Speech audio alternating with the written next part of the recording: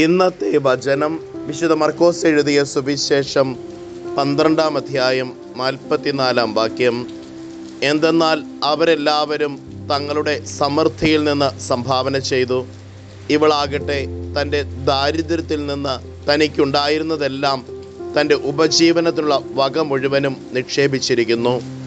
കാരുണ്യവാനും സ്നേഹനിധിയുമായ നല്ല ദൈവമേ, അങ്ങേ തിരുസന്നിധിയിൽ ഞങ്ങളുടെ എല്ലാ പ്രാർത്ഥനകളെയും സമർപ്പിക്കുന്നു. ഈശോനാഥ, അങ്ങിൽ പൂർണ്ണമായി ആശ്രയിക്കുവാൻ, അങ്ങ് അരുളി ചെയ്യുന്ന വചനങ്ങൾ അനുസരിച്ച് ജീവിക്കുവാൻ ഞങ്ങളെ അനുഗ്രഹിക്കണമേ. അമ്മേ മാതാവേ, ഞങ്ങൾക്ക് വേണ്ടി മാധ്യസ്ഥം യാചിക്കണമേ. നമ്മുടെ കർത്താവ് ഈശോ മിശിഹായുടെ കൃപയും പിതാവായ ദൈവത്തിൻ്റെ സ്നേഹവും പരിശുദ്ധാത്മാവിൻ്റെ സഹവാസവും നാം എല്ലാവരോടും കൂടെ ഉണ്ടായിരിക്കട്ടെ, ഇപ്പോഴും എപ്പോഴും എന്നേക്കും. ആമേൻ.